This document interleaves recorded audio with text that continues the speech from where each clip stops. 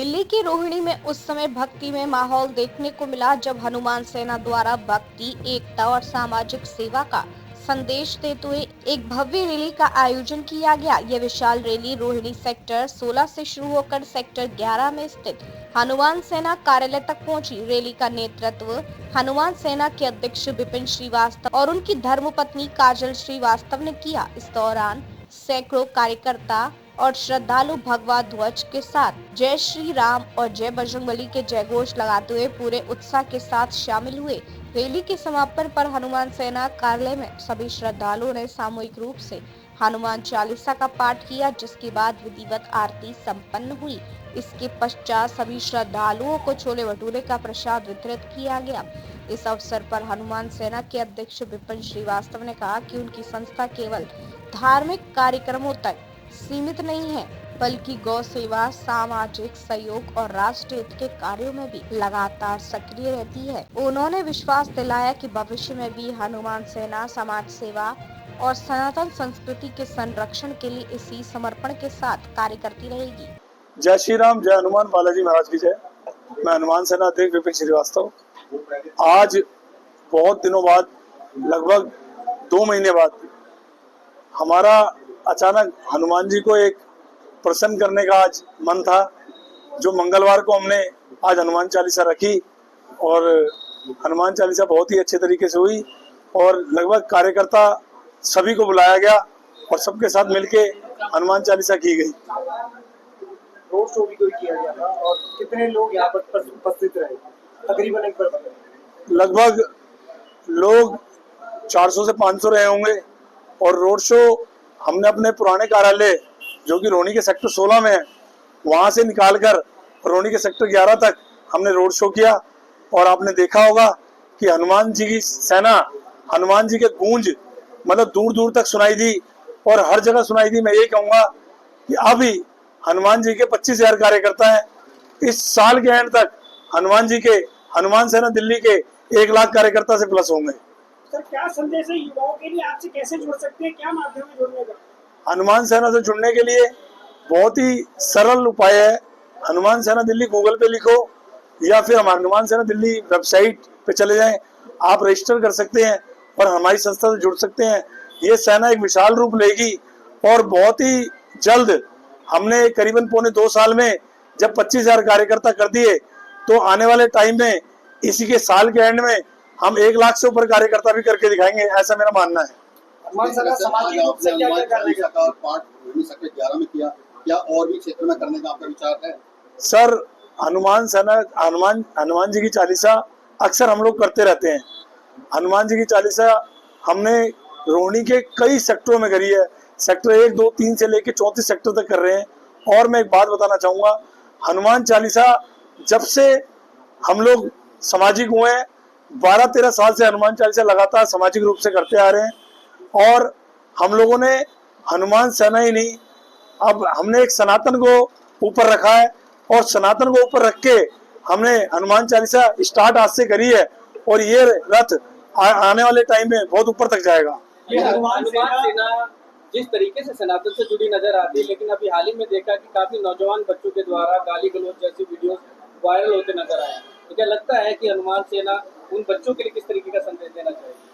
मैं यही कहना चाहूँगा कि जो आपने क्वेश्चन पूछा, इसका आंसर ये है, आप अपने माननीय प्रधानमंत्री श्री नरेंद्र मोदी जी की उम्र 76 ईयर ओल्ड है, उनको गाली और अभद्र भाषा का जो प्रयोग कर रहे हैं, ये बहुत ही निंदनीय है और मैं इसकी आलोचना करता हूं। और मैं ये बोलना चाहता हूं कि आपको, अगर आप अपने पेरेंट्स को गाली देते होंगे तभी नरेंद्र मोदी को गाली दे रहे हैं। और नरेंद्र मोदी जी जो हमारे देश के प्रधानमंत्री हैं, वो एक सर्वप्रिय, सर्वमाननीय, सर्वोच्च सीट पे बैठे हैं। अगर आप उनको गाली दे रहे हैं, इसका मतलब आपके माता पिता के संस्कार बहुत नीचे हैं। भाई साहब, ये हनुमान सेना आपके दिल्ली क्षेत्र में ही कार्यकर्ता 25,000 है, पूरे भारतवर्ष में? हनुमान सेना के कार्यकर्ता पूरे भारतवर्ष में है। और आपके चैनलों के माध्यम से एक बात बताना चाहूंगा, कोलकाता स्टेट में हनुमान सेना के जल्द ही हनुमान चालीसा आपको देखने को मिलेगी। और हमारे बहुत ही वरिष्ठ जिन्होंने MLA का चुनाव भी लड़ रखा है, वो वहां से अब हमारे साथ जुड़े हैं और कोलकाता में भी अब आपको देखने को मिलेगी। इसके अलावा 3 स्टेटों में अभी प्रेजेंट हनुमान सेना चल रही है, दिल्ली में, हरियाणा में, पंजाब में और यूपी में। हनुमान सेना जनहित के लिए क्या क्या कार्य करती है? हनुमान सेना लव जिहाद जैसे कार्य सबसे प्रायोरिटी पे रखती है, लव जिहाद के कार्य करती है। हनुमान सेना पेड़ों के नीचे मूर्तियां, जो आपने देखा होगा, नवरात्रे बना के अपने घर पे चले जाते हैं लोग, लेकिन मूर्तियां छोड़ जाते हैं, तो हनुमान सेना दिल्ली उनको मतलब पूरे विधि विधान से उनका विसर्जन का कार्य करती है। हनुमान सेना सनातन के लिए सबसे आगे है। हनुमान सेना गौ माता के लिए, गौ सेवा के लिए, गौ रक्षा दल से जुड़ी हुई है, जिसमें हमारे साथ में जुड़े हुए मन्नू भाई गौ रक्षा दल से और श्री राम लाटर भाई जो यहाँ पे प्रेजेंट है, इनके साथ मिलकर हम गौ सेवा का कार्य करते हैं। और हनुमान सेना सनातन को आगे बढ़ाने का कार्य कर रही है और हमेशा करती रहेगी। और एक दिन ऐसा आएगा कि गौ माता को भी राष्ट्र माता बनेगी, गौ माता राष्ट्र माता जरूर बनेगी। मेरा ऐसा विश्वास है। सरकार को बनाना चाहिए। सरकार क्यों नहीं बनाती? जब सरकार अपनी सनातन अपना, और अब तो दूसरी जाति के लोग भी कह रहे हैं गौ माता को राष्ट्र माता बनाओ, तो काहे भैया क्यों नहीं बना रहे? हमें गौ माता को राष्ट्र माता घोषित कर देना चाहिए। लास्ट कल हम 5 लाख आवेदन पत्र, हम सब गौ रक्षा दल और हनुमान सेना 5 लाख आवेदन पत्र सिविल लाइन में जमा करा के आए हैं। मेरा ऐसा विश्वास है कि राष्ट्रपति जी, प्रधानमंत्री जी सभी इसको संज्ञान लेंगे। भाई सनातन की सरकार है, क्यों नहीं बना रहे? मैं तो ये चाहूंगा गौ माता को राष्ट्र माता बनाया जाए, गौ माता को राष्ट्र माता जरूर बनाया जाए। गौ माता की। मैं आप सभी के आगे अपनी सिर्फ एक बात, दिल की बात ये रखने चाहूँगी कि हम सभी अक्सर हनुमान चालीसा पढ़ते हैं। हमने हनुमान चालीसा से क्या सीखा? हमने लास्ट 3 पंक्ति उसमें दे रखी है, जो यह पढ़े हनुमान चालीसा होए सिद्धि सा की गौरी सा। गौरी सा मतलब शंकर, तो हनुमान जी हमें शंकर जैसा बनाना चाहते हैं।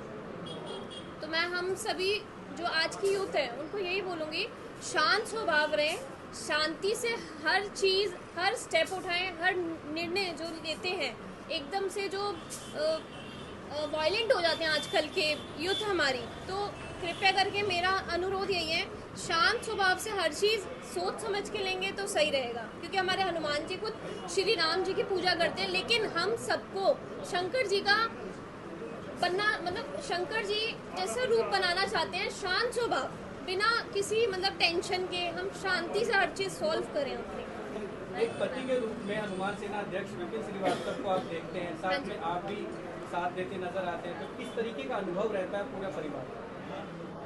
मेरा अनुभव बहुत बढ़िया रहता है, लेकिन हाँ मैं ये बोलना चाहूँगी, जैसे कि अक्सर आप सबके सामने, सभी के सामने बोल लेते हैं विपिन श्रीवास्तव, वैसे इतना इंडिपेंडेंट, मतलब इतना जज्बा सब में होना चाहिए। मैं यही सीखती हूँ इनसे कि सबको बोलना चाहिए, अपना अपना सबको अपनी बात रखनी चाहिए। Thank you. जय गौ माता, जय श्री राम। आज हनुमान चालीसा विपिन भाई ने रखी है, और आपका एक क्वेश्चन था कि हनुमान सेना गौ रक्षा के लिए या गौशाला के लिए रोड पे जो गौ माता घूमते हैं उनके लिए क्या करती है।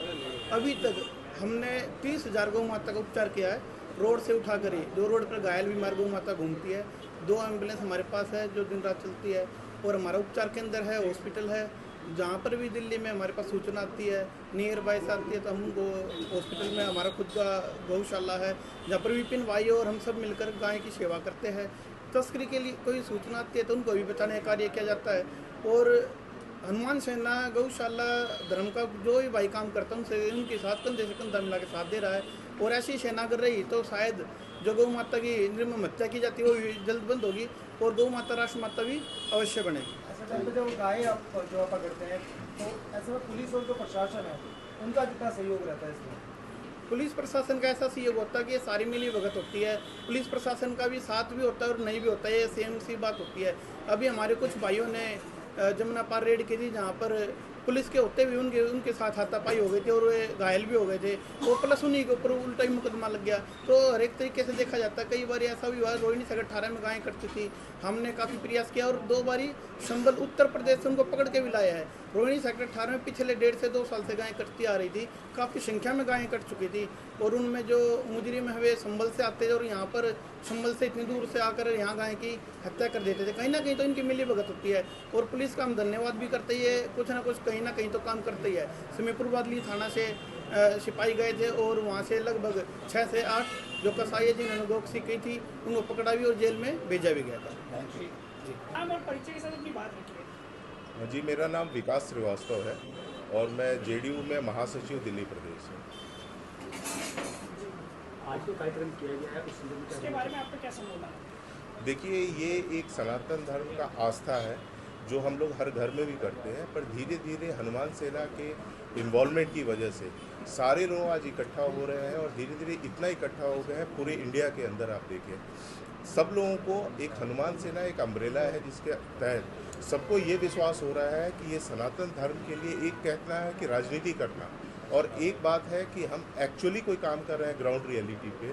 तो विपिन श्रीवास्तव जी का जो कार्य है, इसकी वजह से जब भी इनका आह्वान होता है तो इतने सारे लोग इकट्ठा हो जाते हैं। तो आप समझिए कि सनातन आस्था और एक यूनिटी का एक सिंबल बन गया है विपिन श्रीवास्तव जी।